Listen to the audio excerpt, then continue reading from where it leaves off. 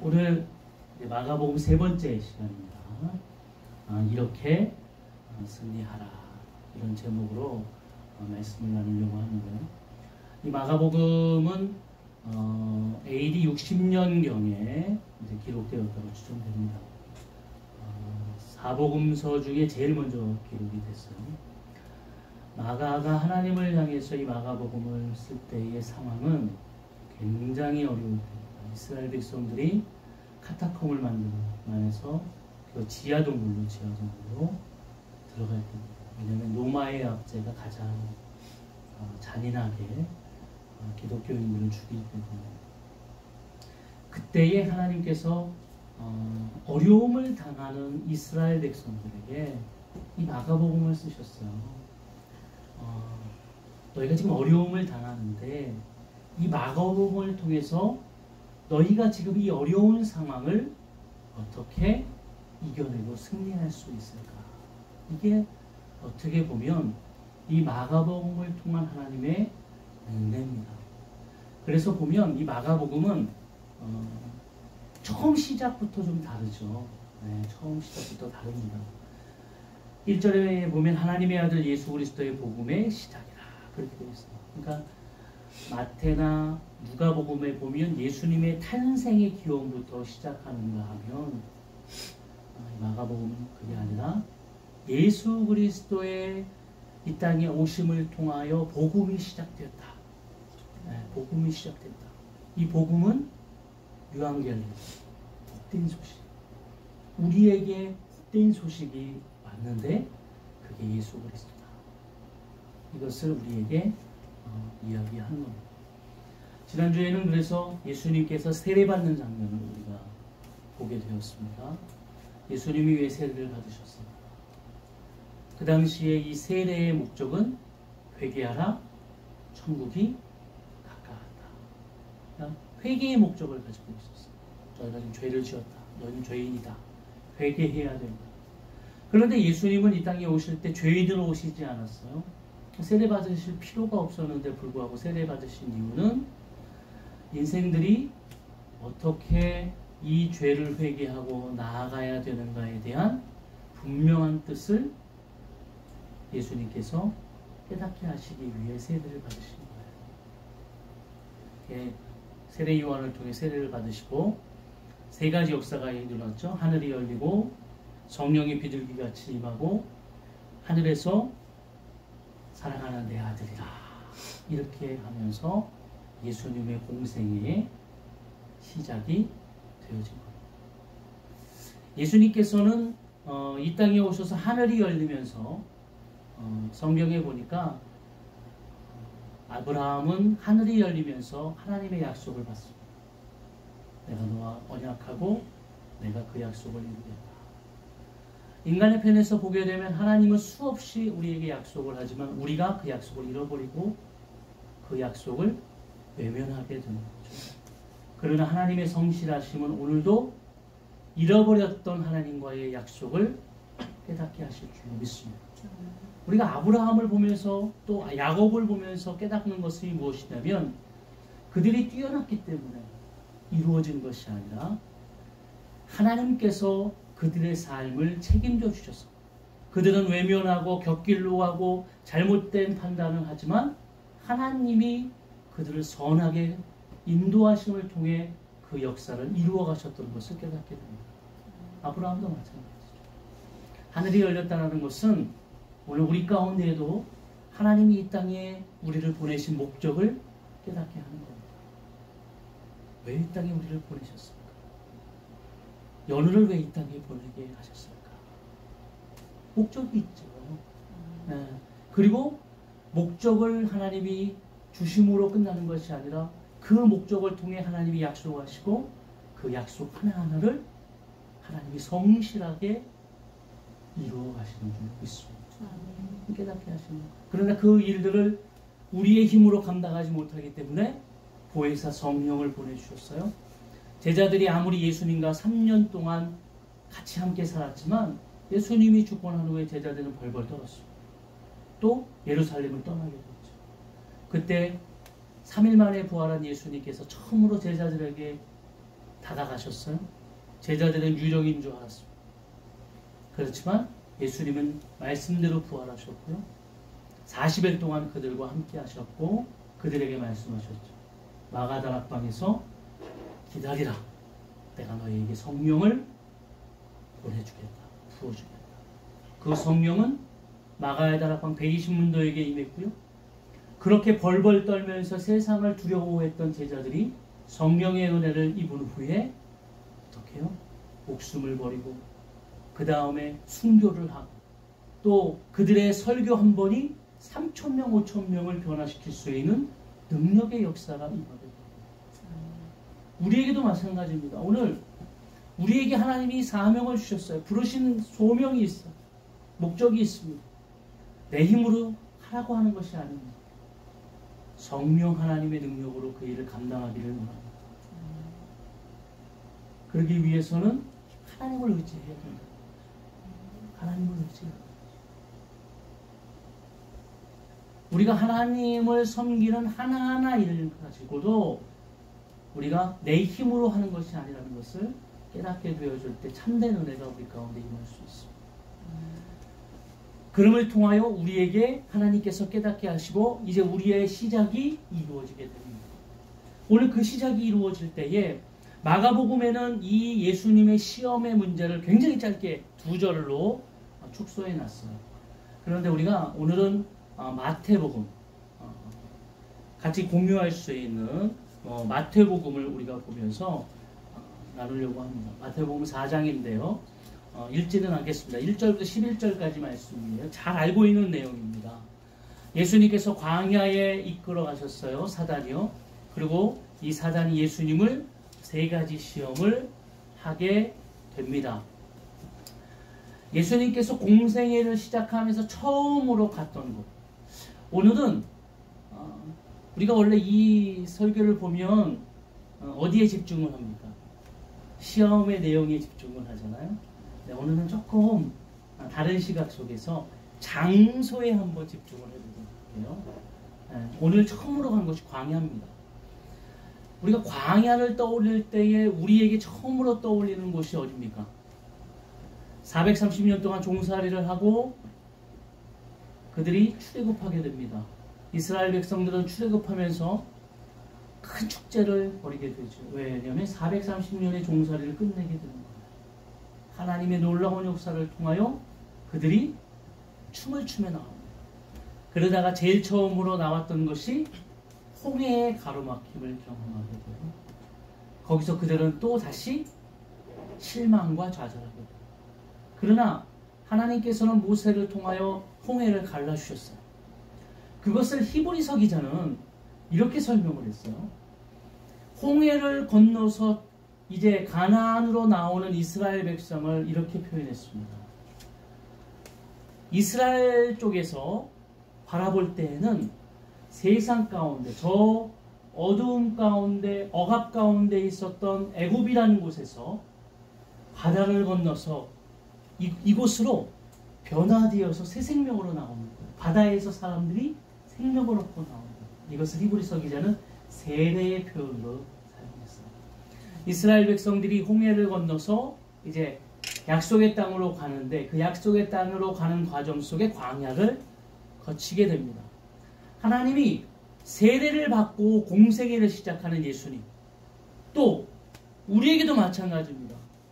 우리가 하나님 안에서 이제 하나님의 뜻대로 살겠다고 고백을 하면서 우리의 삶 가운데 이루어지는 결단의 삶을 통해 이루어지는 그 다음의 삶. 아무것도 하지 않으면 아무 일도 일어나지 않습니다. 내가 아무것도 하지 않잖아요? 아무것도 일어나지 않아요. 그래서 사람들이 제일 쉬운 게 뭐예요? 주일날 한 번 교회 가서 예배드리는 거.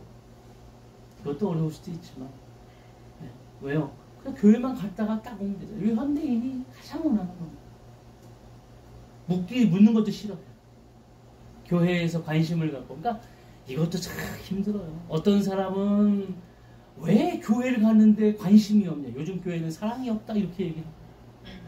또 어떤 사람은 교회를 갔는데 왜 이렇게 귀찮게 하냐고. 에? 아니 그냥 다니게 내버려주지 왜 이렇게 귀찮게 하냐.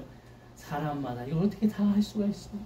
저 써 있는 것도 아니고 저 사람은 관심이 있기를 원하는지 저 사람은 그냥 가만히 내버리기 원하는지. 그러니까 목사님들이 그냥 하나를 선택해요. 우리 교회는 등록할 때까지 내버려두십시오. 이런 목사님이 있고 어떤 목사님 아니 그게 아니고 좀 성도들이 사랑을 통해서 좀 다가가라. 네. 그러면 귀찮은 거 싫은 사람은 구교에 안 나옵니다. 관심이 필요한 사람은 구교에 나오니까 어떻게 다 수용할 수 있겠어요. 그래서 사실은 대형교회가 좋은 거예요. 이 성도들에게. 왜냐하면 대형교회가 아무것도 없어요. 이걸 다 할 수가 없어요. 네. 제가 우스갯소리를 가끔 얘기하잖아요. 제가 그 목동에 있는 교회를 부임을 했어요. 제가 이제 1년 후부터 낮예배 인도를 했어요. 이제 그 낮예배 예배 인도를 했는데요. 첫 예배 인도할 때 예배 인도 하니까 이제 밖에 나가서 이제 인사를 하거든요. 성도 나갈 때. 그래서 예배 인도하고 이제 성도에게 사랑합니다. 가십시오. 이렇게 안녕하세요. 이렇게 인사를 하는데 어떤 성도님이 나오시면서 저한테 목사님 환영합니다. 그러더라고요. 1년 됐는데 처음 부임한 줄 알았어요. 왜냐면 그냥 저는 이제 막 그 행정 볼 때였는데 처음 가서 행정을 볼 때였는데 그 당시 이제 고등부도 하고 또 청년부 하고 막 그러니까 이제 본 예배 때 잘 가지 않죠. 그 성도는 본 예배만 오는 성도예요. 저녁 예배 설교도 하고 수요 예배 설교도 하고 금요일 날도 하고 다른 새벽에도 설교하고 다 보면 1년 동안 다 했어요. 그런데 본 예배만 제가 하나도 안 했어요. 왜 일부 예배 드리고 우리는 다른 거 하니까. 그 성도는 저를 처음 봤거든요. 저희 사모는 3년 동안 제가 거의 4년 다녔는데 사모인지 모르는 사람도 있어요. 저희는 이제 우리 그때 애가 어리니까 여름만큼 어리니까 유모차를 끌고 교회로 오면 점심을 밖에 나가서 먹어요. 그 성도들하고 이렇게 마주치거든요. 그럴 때 어머 사모님이셨어요? 이렇게 하는 성도들이 굉장히 많습니다. 대형교회죠. 우리가 살아가면서 그러나 아무것도 안 하면 평안한 게 아니라 편안할 수 있습니다. 여러분 이걸 혼동하시면 안 돼요. 내가 아무것도 안 한다고 평안한 게 아니에요. 그건 그냥 내가 만든 편안입니다. 그러나 분명히 깨달으십시오. 언젠가 그것은 나에게 내가 감당해야 될 십자가며 하나님의 사명입니다. 뜻입니다. 우리에게 그 목적이 있어요. 내가 그 목적을 이루기 위해서 오늘도 하나님 안에서 순종하고 하나님의 뜻 가운데 나아가기를 원하신다면 오늘 분명한 하나님의 이런 시험이 우리에게 다가오게 됩니다. 아니 왜 하나님의 일들을 감당하는데 이 어려움이 올까? 이 어려움은 분명한 뜻이 있죠. 처음에 예수님께서 시험 받으시는 건 예수님이 40일 금식을 하셨어요. 그리고 광야에서 희한하잖아요. 아니 왜 광야에 데리고 가서 아무것도 없는 광야에 데리고 가서 40일 금식을 한 예수님께 그 장소는 무슨 이유가 있을까요? 그러면서 뭐라고 이야기하냐면 배고프잖아. 그러니까 이 돌덩이를 떡덩이가 되게 해라. 떡으로 그리고 먹어라. 이렇게 얘기합니다. 그런데 여러분 이 이야기를 우리에게 한번 대입해 보세요. 나에게 이 돌덩이를 떡으로 만들어 먹어라. 시험거리가 아니에요. 왜 시험거리가 아니냐면 우리에겐 그런 능력이 없어요. 사단이 우리에게 와서 너 이 돌덩이를 떡덩이로 되게 만들어. 그랬을 때 우리는 내게 능력이 없기 때문에 시험거리가 아니에요. 그런데 예수님에게 이것은 시험거리죠. 왜냐하면 예수님은 그런 능력이 있기 때문입니다. 이 이야기를 분명히 깨달으셔야 돼요. 우리에게 사단은 우리가 할 수 있는 것에 대해서 우리에게 이야기한다는 거예요. 시험이라는 것은 내가 할 수 있음에도 불구하고 그것이 하나님 안에서 행해야 되느냐 행하지 않아야 되느냐에 대해서 우리가 분별하고 깨닫게 되죠. 여러분, 광야 속에서 이스라엘 백성들에게 하나님이 원하셨던 것은 순종의 훈련이에요. 하나님의 뜻 가운데 공생애를 시작하고 하나님의 뜻 가운데 사명을 시작하고 하나님의 소명대로 나아가는 우리에게 하나님께서 원하시는 것이 뭐냐면 순종의 훈련이에요. 순종이라는 것은 내 뜻을 버리고 하나님의 뜻 가운데 나아가는 것이에요. 내가 할 수 있음에도 불구하고 내가 할 수 있는 것을 하는 것이 아니라 하나님의 뜻을 통해서 내 것을 내려놓고 하나님 앞에 순종하며 나아가는 거예요.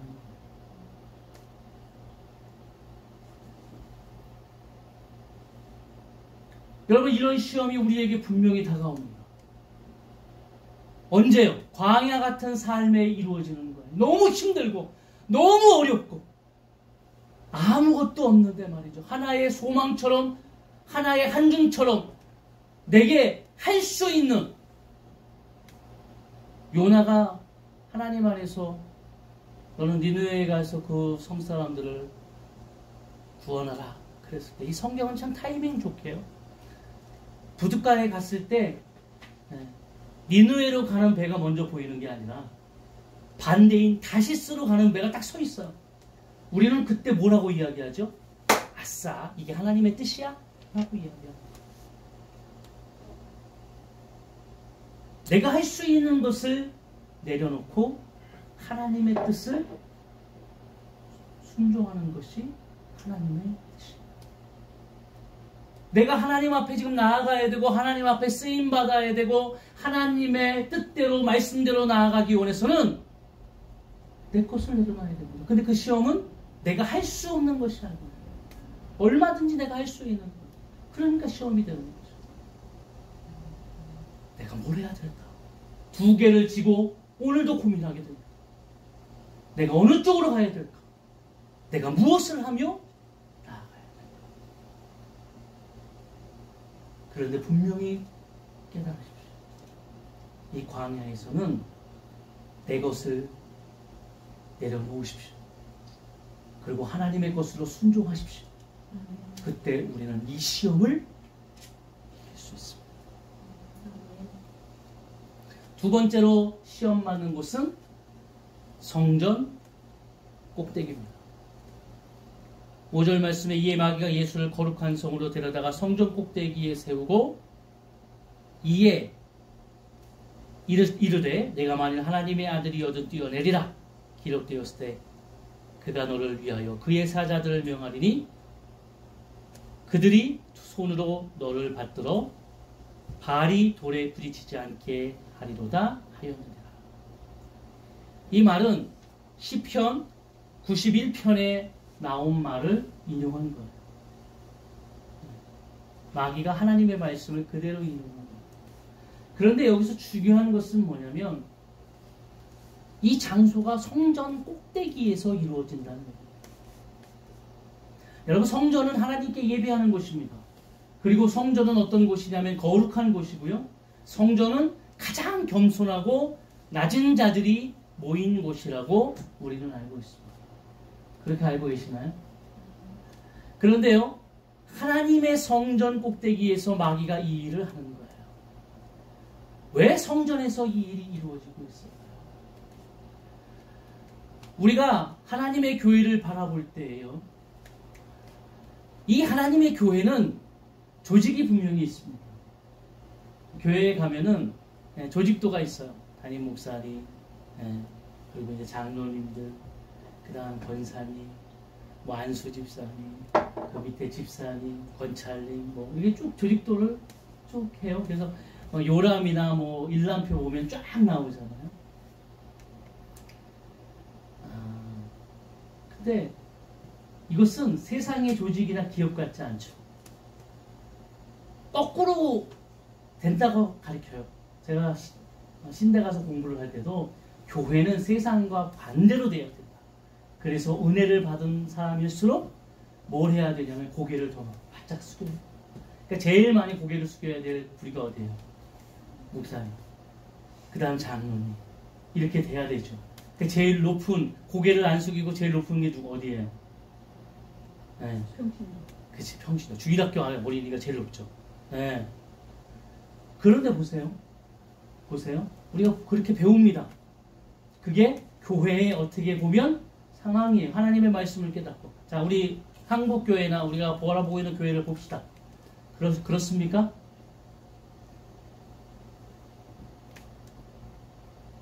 그러니까 교회라는 것이 세상의 어떤 조직과 같이 되어져 있어요. 말하자면 교회의 부서들이 쫙 있어요. 그래서 교육부, 네. 그렇잖아요? 무슨 뭐 찬양부 이렇게. 네. 그러면 거기 앞에 보통 이제 부장이나 아니면 거기 제일 앞에 쓰는 사람들이 보통 장로님들이 많이 써요. 네. 그러면은 네. 어디 가면은 꼭 회사 무슨 뭐 부장한테 들어가는 것 같아요. 재정부 좀 들어갔다가 아주 목사들이 재정부 들어가가지고 아니 계획 써가지고 돈 타러 들어가가지고 아주 얼마나 여기 무슨 내 회사에서 결제받는 것처럼 예? 그런 교회도 있어요. 우스갯소리랄까요? 제가 옛날에 우리 동기였는데 거기는 사모님이 밥을 점심에 주신대요. 목회자들이 한 5명 정도 되는 거예요. 근데 사모님이 마음에 드는 사람과 마음에 들지 않은 사람에게 밥을 풀 때 다르다는 거예요. 그리고 마음에 안 드는 그 친구는 얼마 후에 가면 그만둔대요. 그 사모님은 그 교회에 굉장히 실세인 거예요. 담임 목사님으로 뒀어요. 이게 무슨 교회예요? 이게 무슨 실제로 근데 지금 하나님의 교회들이 착각하고 있는 거죠. 하나님을 섬기고 하나님의 뜻을 이루기 위해 나아가는 것이 아니라 뭔가 말이죠. 세상처럼 부장이 되고 세상처럼 무슨 이사가 되고 세상처럼 어떤 조직이 돼서 참 재밌죠.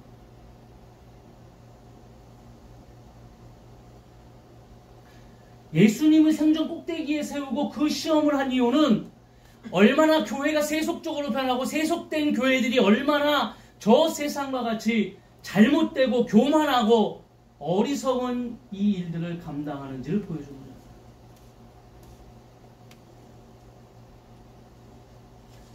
제가 이제 일을 하니까요. 가끔 인천에 가는데 인천에 가나안 교회라고 있어요.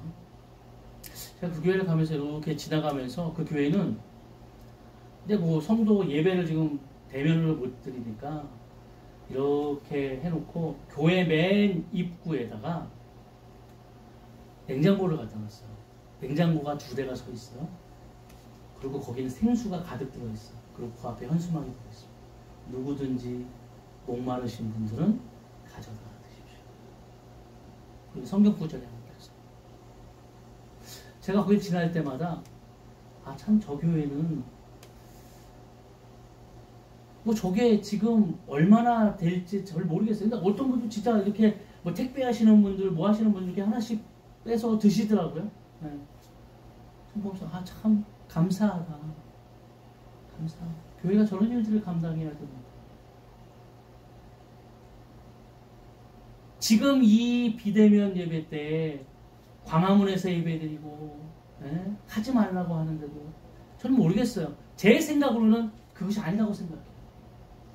지금 다들 하니까 교회가 먼저 솔선수범하고 교회라는 곳이 먼저 하나님의 사랑을 증거한다면 우리가 먼저 저 세상 사람들 한 영혼 한 영혼 한 심령 한 심령을 귀하게 여겨야 되지 않을까. 예배하는 거 중요합니다. 그렇지만 그렇게 막 덕이 되지 않고 저는 모르겠습니다. 무엇이 옳고 그른지는 제 판단으로 정확히 내릴 수는 없으나 제가 가지고 있는 소견으로는 그것은 아니라고 생각해요. 차라리 그 교회처럼 조그만 물 한 병일지 모르나 함께 나눔을 통하여 사랑을 나누는 그것이 올바르지 않다. 그거 밑거름에서 교회라는 곳은 섬기는 곳이죠.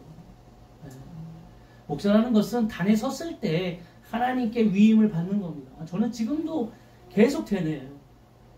그래서 말씀을 증거하고 단에 섰을 때 권위가 있는 거지. 내려가면 똑같은 성도죠. 똑같은 성도죠.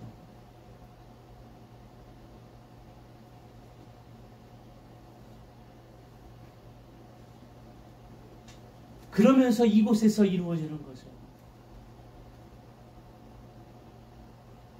어떻게 해요?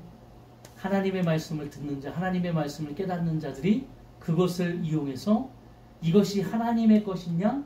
오늘도 교만하고 자기의 성취나 자기의 일들을 위해서 그 일들을 사용하는 거예요. 목적은 그거예요. 교회에서요, 그런 일들을 하는 사람이 너무 많아요. 자기 성취를 위해서 교회의 사명을 합니다. 목적을 위해서. 아닙니다. 교회의 모든 사역은 하나님의 뜻을 이루기 위한 것이죠.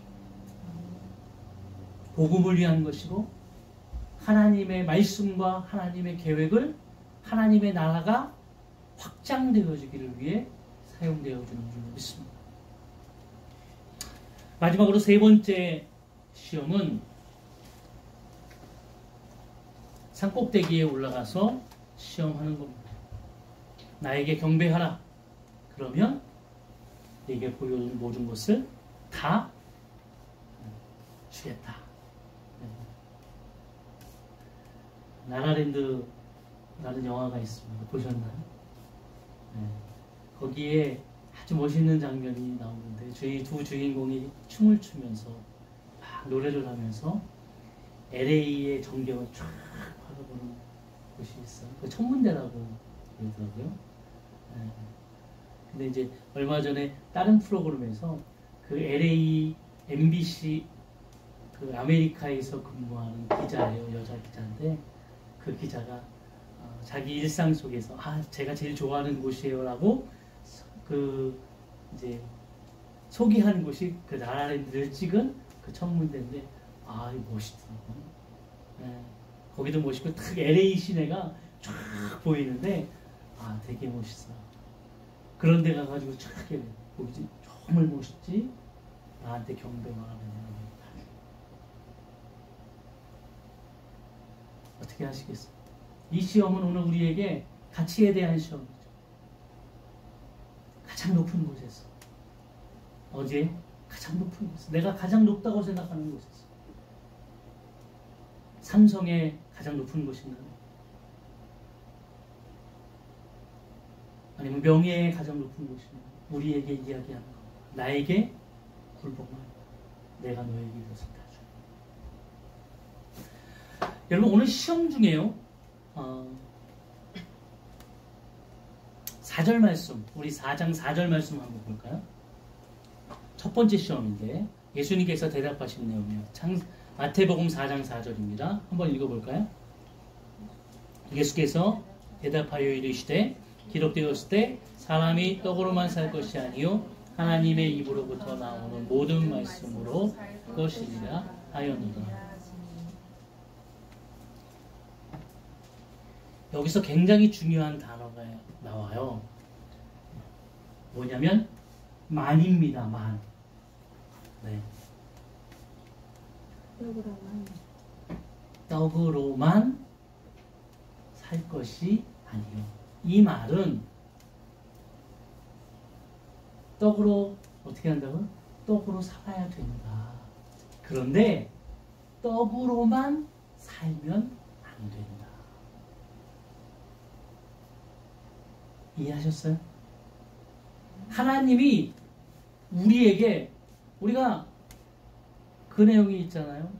기도할 때 무엇이 필요하냐, 무엇을 먹을까, 무엇을 입을까.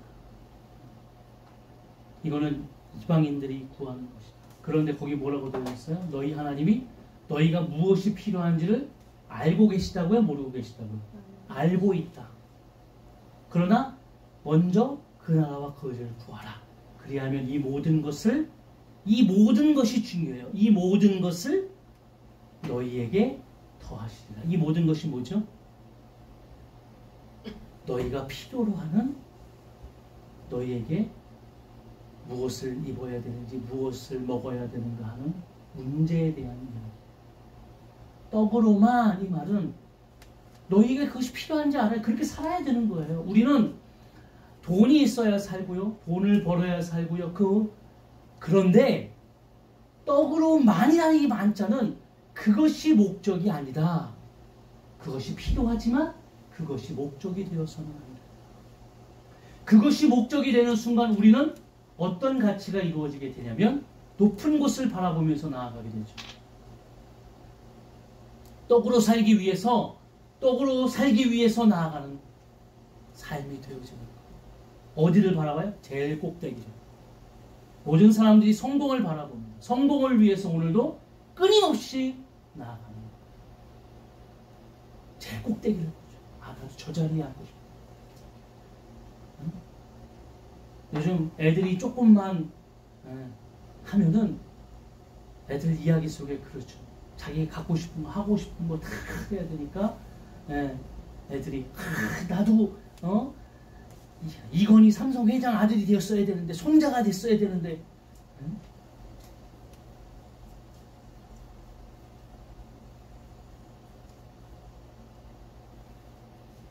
우리의 삶이 그런 거죠. 오늘 우리는 어디를 바라보고 있느냐에 따라서 우리가 무엇의 가치를 두고 살아가느냐가 되게 중요해요. 어디를 바라보고 계십니까? 하나님의 것을 바라보고 계십니까? 하나님의 뜻을 바라보고 있나요? 목회자가 오늘 돈을 바라보는 순간 교회는 큰 어려움을 겪게 됩니다. 교회만 어려움을 겪나요? 아니에요. 여러분 제가 목동에 있으면서 정말 마음 아픈 게 목동에 정말 큰 교회가 있었어요. 목동에 영적인 리더로서의 교회가 있었습니다. 그게 제작교회였습니다. 제작교회가 그 학생부 사역할 때요 아이들이 미안하다. 디사이플스라는 그 화요 찬양 집회에 엄청 많이 갔고요. 목동에 그 제작교회 건물이 4개인가 5개 있어요. 뭐 2성전, 3성전 해갖고 그 목동에 가면 제작교회가 엄청 컸습니다. 그런데 그 목사님이 욕심이 생기셨던 모양이에요. 횡령이죠, 횡령. 뭐 60억인가 70억을 횡령해가지고 교회가 하루아침에 풍비박산이 됐어요. 제가 목동에 가서 사역하는데 정말 가슴 아프게 이 제작교회 성도들이 그때 제가 목동에 있을 때 벌써 그 일이 일어나지 한 1, 2년 지난 후인데도 자리를 잡지 못하고 이 교회 저 교회 기웃거리고 저희 교회도 제작교회 성도들이 많아요.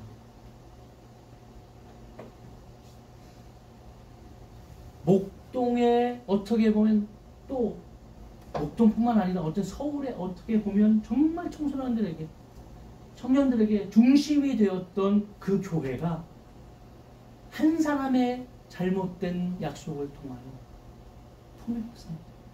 뭘 바라보고 있느냐가 굉장히 중요해요. 뭘 바라보고 이 예수님의 시험은 오늘 우리에게 하나님의 사역을 감당하고 하나님의 뜻에 따라서 나아가야 되는 우리에게 오늘 꼭 필요한 이야기를 하는 거예요.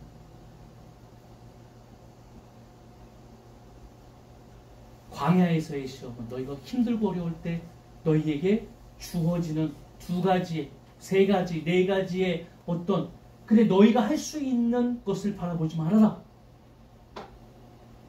하나님의 것으로 순종하는 훈련을 해라. 우리는 너무 쉽게 우리가 할 수 있는 것을 취하게 돼요. 내가 할 수 있는 게 편하잖아요. 예수님이 돌로 떡을 만드는 게 예수님께서는 요즘 애들 말로 껌이에요. 그거 할 수 있어요. 네? 못 하시는 게 아니에요. 할 수 있기 때문에 이게 시험인 거예요. 우리에게도 마찬가지예요.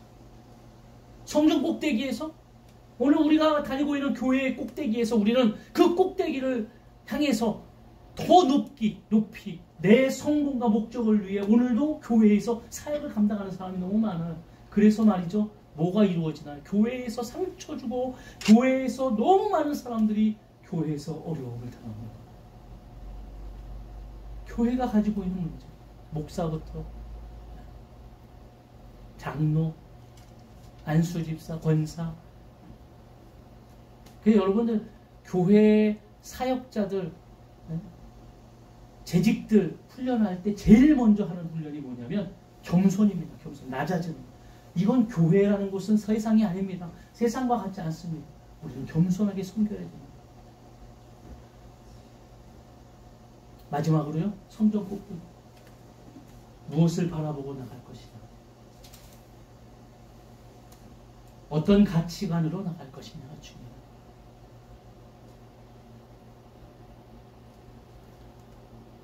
우리에게 이것이 굉장히 중요한 거죠. 그럼을 통하여 그것을 바라보고 떡으로 살아가는 사람들은 떡만 보고 가기 때문에 오늘도 그것 때문에 울고 웃습니다. 교회 와서 기도하고 예배하는 목적이 뭡니까? 떡을 얻기 위해. 근데 하나님은 떡으로만 살아가는 게 아니라 하나님의 입에서 나오는 말씀으로 살아가요. 우리는 그 말씀을 통해 떡이 필요치 않다 이 말이 아니라는 거예요. 떡으로만 떡이 필요한 걸 너희가 알고 있다. 하나님이 그걸 부어주실 것이다. 복을 주실 것이다. 그런데 떡으로 살아가는 인생들에게는 하나님이 보여주시고 부어주시는 이 하나님의 복을 경험할 수 없다. 깨닫지 못한다. 우리가 이 모든 문제 속에서 이 모든 시험들을 통해 오늘도 승리하며 나아가는 놀라운 역사가 우리 가운데 임하여지기를 바랍니다. 우리가 수고한 땅에서 그 수고한 대가를 다 누리는 거, 이게 복입니다. 네, 복이에요. 동록이나 좀이나 이것이 생김을 통하여 갉아먹지 않고 우리 수고를 다 누리는 거죠. 이게요, 저 청년 때 잘 몰랐어요. 이 말씀이. 무슨 좀이나 동록이 이렇게 했는데 뭐가 갉아먹는다는 거야. 이거 잘 모르잖아요? 가정이 있고 아이가 있으니까요. 아주 뭐가 터지기 시작하면은 빵빵 터지는데 아무리 우리가 돈을 모아놔도 소용없어요. 아, 내가 열심히 일해서 이만큼 돈을 모았구나. 에? 창고에 그득그득 가득 채우면서 좋다. 나 이제 부자다. 이렇게 했을 때 다가오는 하나님의 음성처럼 말이죠. 부자야, 오늘 내가 네 영혼을 데려가면 그건 늦게 되겠느냐 라고 얘기한 하나님의 말씀처럼 우리 인생에서 빵빵빵 일이 터지기 시작하면은요, 내가 벌어놓은 것, 내가 그 큰 가치로 섬겼던 물질은 한순간 아무것도 아닌 게 돼요. 여러분, 하나님이 건강을 지켜주시고 오늘도 우리의 삶을 하나님께서 동행하여 주시고 우리가 지켜야 될 부분에 있어서 하나님이 그것을 보호하여 주신다는 그 개념, 목자가 되셔서 그 양을 치시는 것처럼 우리의 삶을 인도해 가신다는 그 개념이 얼마나 큰 복인가를 경험하시기를 원하고 깨닫기를 원합니다. 그렇게 살아가는 게 얼마나 복인지 몰라요. 우리는 막 내가 내 거 쌓이는 거, 내가 열심히 일해서 막 내게 쌓이니까 너무 좋잖아요. 한순간에 다 끝날 수도 있어요.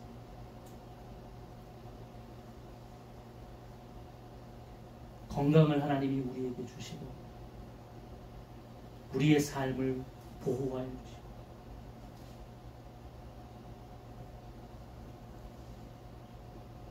저는 여기 우리 아이가 지금 앉아있죠. 우리 애설이 볼 때마다 저는 잊지 않습니다. 제가 그 처음에 병원에 입원해가지고 의사 앞에서 정말 세상에서 가장 큰 절망을 경험했어요. 얘가 지금 이렇게 10년을 살 거라고 생각을 못했어요. 그 의사 말로는 얘는 벌써 죽었어요. 의사는 잔인하더라. 아주 그 부모가 앉아있는데 너무 담담하게 그 이야기를 하는 거예요. 제가 금요일 날이었는데 이 이야기를 듣고 금요철에 이제 교회가 앞이었으니까 가가지고 예배를 드리는데 예배를 드릴 수가 없어요. 제일 뒤에 앉아서 혼자서 계속 울었어요. 예배를 드릴 수가 없었어요. 저 이야기를 듣고 제정신으로 예배를 드릴 수가 없었어요. 근데 그때 하나님이 저의 마음에 주시는 거예요. 그 예배를 드리고 있는데, 기도를 하는데 잊지 않습니다. 네가 저 아이를 사랑합니다. 나도 저 아이 사랑한다. 그런데 네가 저 아이를 사랑하는 만큼 내가 저 아이를 너의 접을 때가 된다. 두려운 거죠. 네가 얼마나 내 뜻대로 목회를 잘하고 내 뜻대로 순종하는 저 아이를 접을 때가 된다. 이 말의 두려움은 내가 잘못하고 있으면 저 아이에게 어려움을. 저는요, 그 목요일날 회개만 했어요. 회개. 저 아이 아픈 게 다 내 탓만 같고 내 잘못만 같아서 정말 회개만 했어요. 공교롭게도 그 다음 주 주일부터 새벽 설교가 저였어요.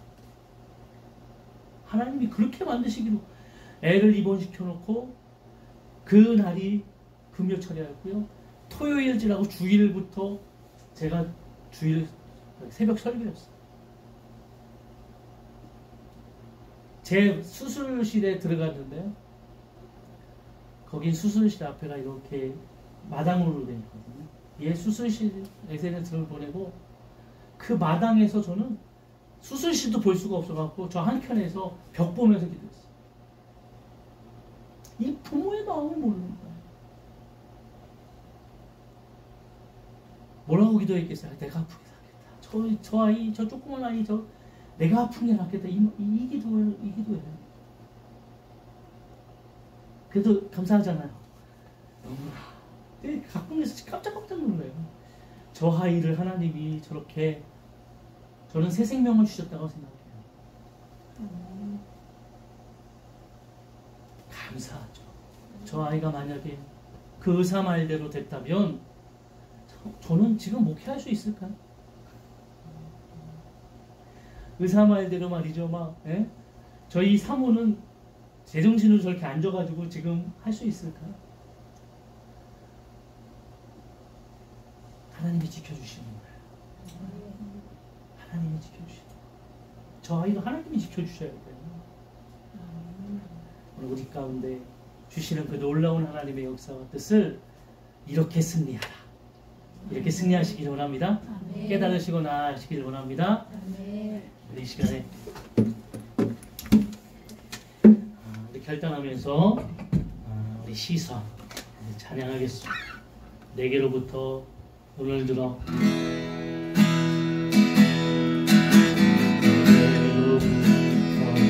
눈을 들어 시작할 때 주의 일을 보겠네. 내 작은 마음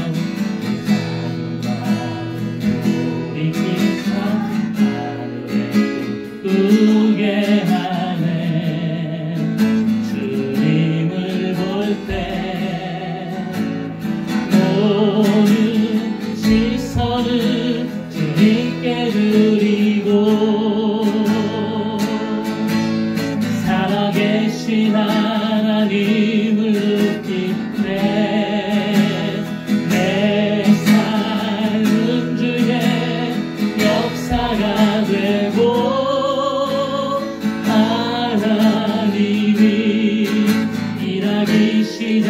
시작하네. 성령이 나를 변화시켜 성령이 나를 변화시켜 사라질 때 주의 일을 보겠네. 황폐한 땅 가운데서 주님만 알게 되리. 주님을 볼 때 모든 시선을 주님께 드리고 전능하신 하나님을 느낄 때 전능하신 하나님을 느낄 때 세상은 주의 나라가 되고 하나님